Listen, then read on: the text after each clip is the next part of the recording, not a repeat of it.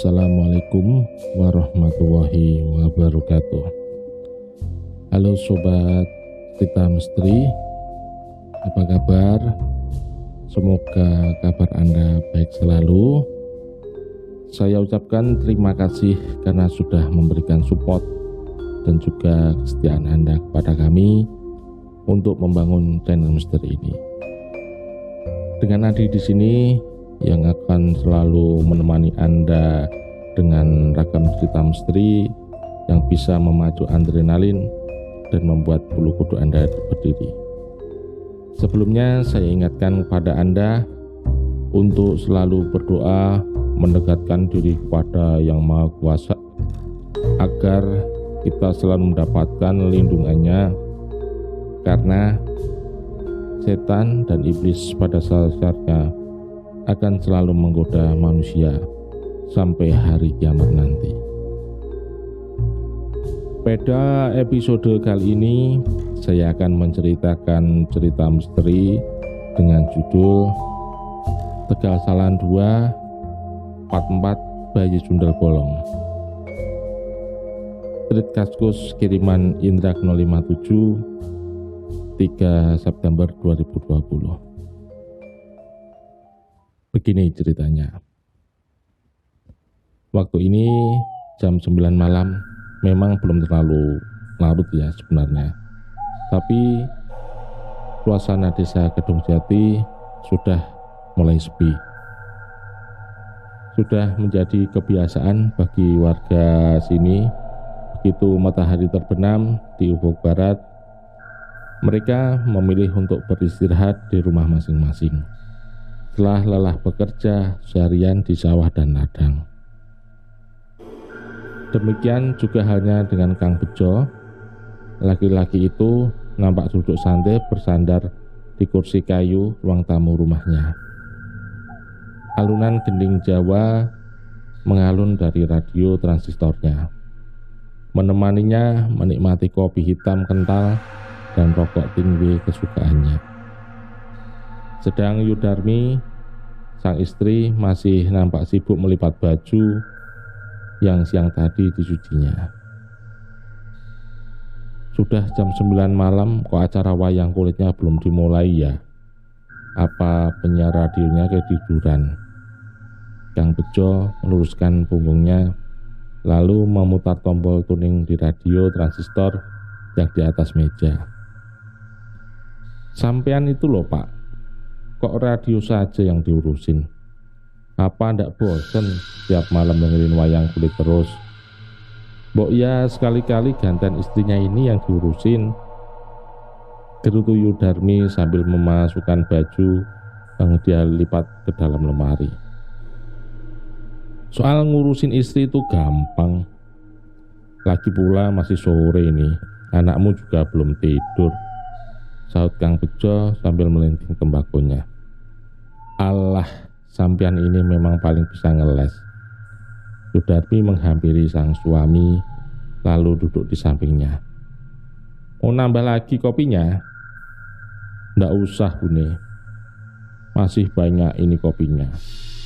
Kang Bejo menyeruput sedikit kopinya lalu meletakkan kembali gelasnya ke atas tatakan. Kalau masih ada tolong ambilkan saja singkong goreng yang kamu bikin tadi sore itu. Oh alah Pak Ne, lawong singkong gorengnya sudah sampean habiskan gitu loh, kok masih dicariin, kata Yudarmi. Oh iya toh, lupa aku, kirain masih ada. Kang Bejo tergelak sesaat lalu menyulut rokok lintingannya tadi. Asap tembakau berbau kopak mengepul memenuhi ruangan. Makanya rokoknya itu dikurangi, masih muda kok sudah pelupa gitu. Jangan-jangan nanti juga lupa kalau sudah punya istri, gerutu Yudarmi. Ya enggak lah, kalau sama istri ya enggak bakalan lupa toh. Masa sama istri cantik begini lupa? Ucap Kang Bejo mencubit hidung Yudarmi, membuat pipi perempuan itu merona merah. Gombal, suruh Yudarmi sambil menyandarkan kepalanya ke bahu sang suami. Kang Bejo hanya tersenyum. Sejenak suasana menjadi hening. Hanya lanunan gending Jawa yang terdengar mengalun dari radio tua di atas meja itu. Kang, sampean dengar ndak? Tiba-tiba Yudarmi kembali menegakkan kepalanya. Dengar apa toh? Kang Bejo ikut menajamkan indera pendengarannya. Kecilkan dulu suara radio sampean, seru Yudarmi. Kang Bejo pun menurut memutar tombol volume radionya itu. Tuh, dengar gak? Kayak suara bayi nangis, kata Yudarmi lagi. Alah, paling anaknya Sapi itu lagi rewel. Biasa kan kalau malam gini suka nangis minta netek, butuh Kang Bejo yang merasa keasikannya terganggu. Lalu kembali mengeraskan volume radionya. Dengar dulu Pak Ne. Yudarmi gantian memutar tombol volume radio. Tuh, lain suara tangisannya. Bukan bayinya Kang Sardi kayaknya. Kalaupun itu suara bayi Kang Sardi, itu bukan suara tangis minta netek Pak. Kok coba sampean lihat. Jangan-jangan anak Kang Sardi atau bagaimana. Iya. Kang Bejo pun segera beranjak bangun. Lalu beranjak keluar setelah membetulkan lilitan kain sarung di pinggangnya. Tak lupa di bawahnya lampu senter untuk penerangan. Pelan Kang Bejo melangkah menuju rumah Kang Sardi yang letaknya hanya beberapa meter dari rumahnya. Mereka memang tetangga dekat. Wis turu po? Seru Kang Bejo sambil mengetuk pintu rumah Kang Sardi. Belum Kang, terdengar sautan dari dalam, disusul suara sendal jepit diseret di atas lantai tanah. Tak lama pintu pun terbuka. Ada apa toh Kang? Kok tumben? Tanya Kang Sardi sambil membukakan pintu. Anakmu rewel po? Kang Bejo balik bertanya. Enggak tuh Kang, jawab Kang Sardi sambil mempersilahkan Kang Bejo masuk. Wong sudah tidur dari tadi kok. Oh iya sudah kalau begitu, tak kirain anakmu yang rewel. Tadi aku kayak dengar suara bayi nangis soalnya. Kang Bejo berniat untuk kembali pulang. Namun langkahnya terhenti saat sayup-sayup suara tangis bayi itu kembali terdengar. Loh, itu terdengar lagi suaranya. Kang Bejo menoleh kepalanya mencoba mempertajam indera pendengarannya. Kang Sardi pun mengikuti gerakan tetangganya itu. Wah iya ya Kang, bayi siapa ya nangis malam-malam begini? Perasaan cuma aku yang punya bayi di desa ini, guman Kang Sardi. Sebentar kok sepertinya. Kang Bejo lebih mempertajam lagi pendengarannya lalu berseru. Benar suaranya berasal dari arah Tegalan sana. Iya Kang, benar. Kang Sardi ikut berseru. Jangan-jangan apa tanya Kang Bejo. Enggak Kang, beberapa hari ini kan heboh berita di radio soal seorang yang membuang bayi di kota sana. Jangan-jangan itu juga bayi yang dibuang orang yang tidak bertanggung jawab, kata Kang Sardi. Masa sih? Tapi itu kan di kota sana. Di desa ini mana ada orang yang tega membuang bayi, kata Kang Bejo lagi sedikit ragu.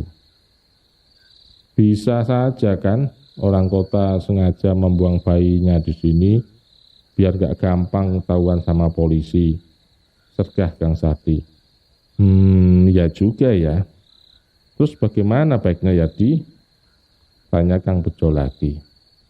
Kita lihat yuk Kang, kan kasihan kalau itu bayi beneran, muncul Kang Sardi. Iya, kalau bayi beneran. Kalau bayi jadi-jadian bagaimana? Tegalan itu kan angker sih, apalagi malam-malam begini.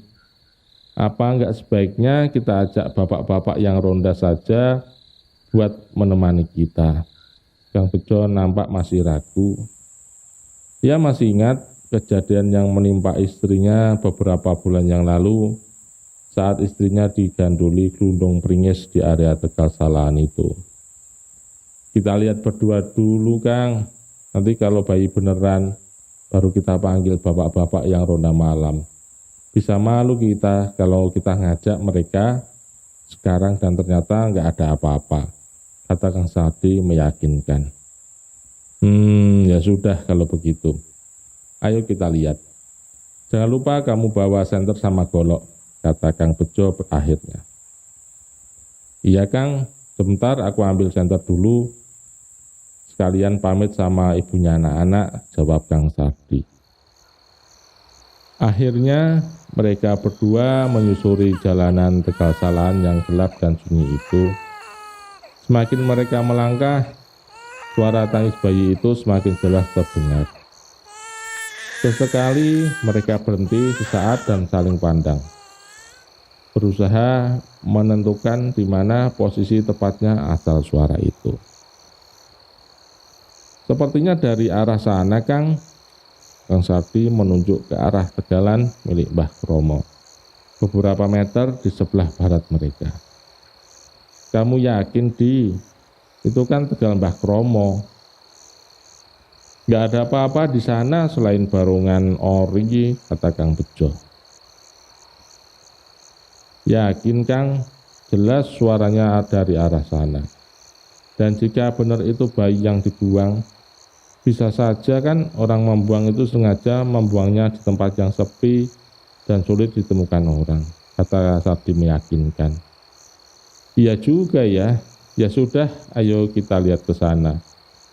Tapi hati-hati, kadang Mbah Kromo lebat, banyak semak-semaknya.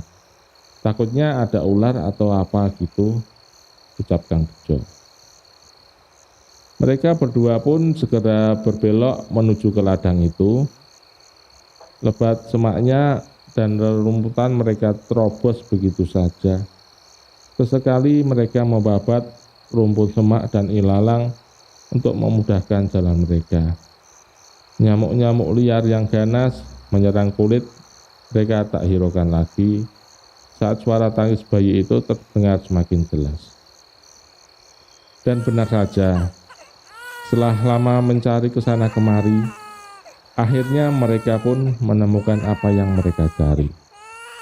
Sesoyok bayi mungil nampak tergolek di bawah rumpun bambu. Bayi yang terbungkus kain kumal itu nampak menangis sambil menggerak-gerakkan kaki dan tangannya. Gusti Allah, siapa orang yang bejat tega menelantarkan bayi tak berdosa di tempat seperti ini?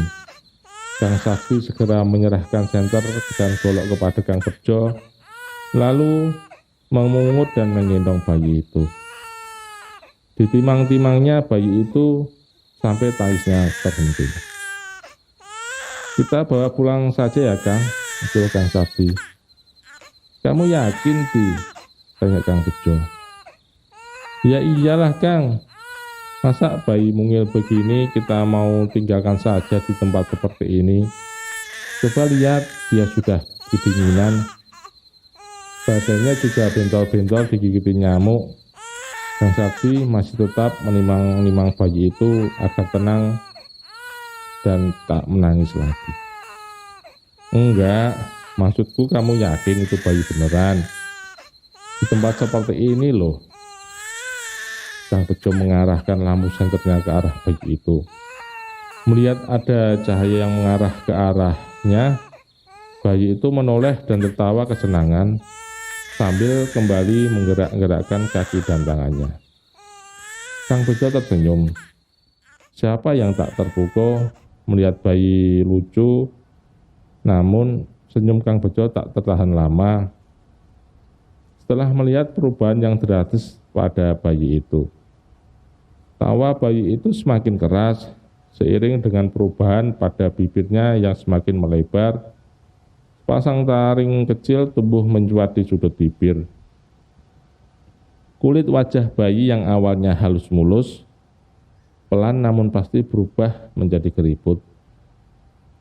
Matanya yang bening, lambat laun terlihat memerah, memancarkan cahaya yang menyeramkan. Dan kedua daun telinganya semakin lama terlihat semakin memanjang dengan ujung yang berubah menjadi lancip. Di itu Kang Bejo tergagap sampai tak sanggup meneruskan kata-katanya.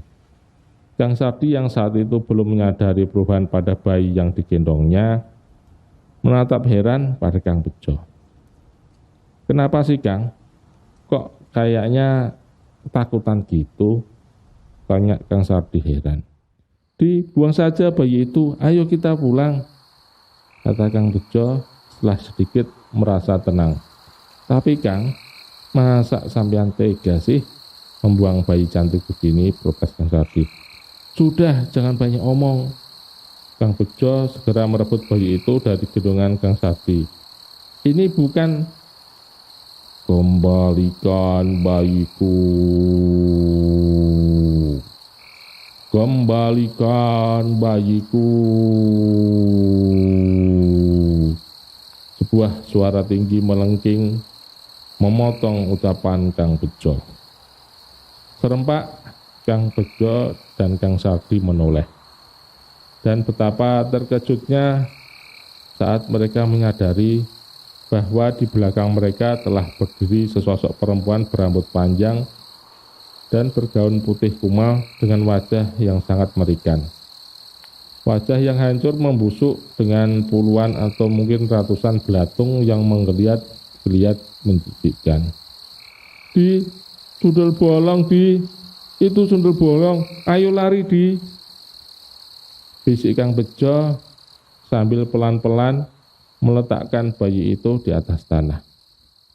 Begitu bayi itu berhasil diletakkan, sontak Kang Bejo dan Kang Sardi lari tunggang langgang meninggalkan tempat itu.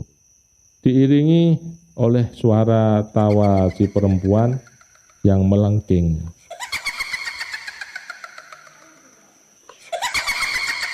Mereka berdua langsung lari ke rumahnya masing-masing dengan wajah ketakutan, dengan badan yang gemetar, dan langsung mengetok pintu rumahnya masing-masing karena saking takutnya.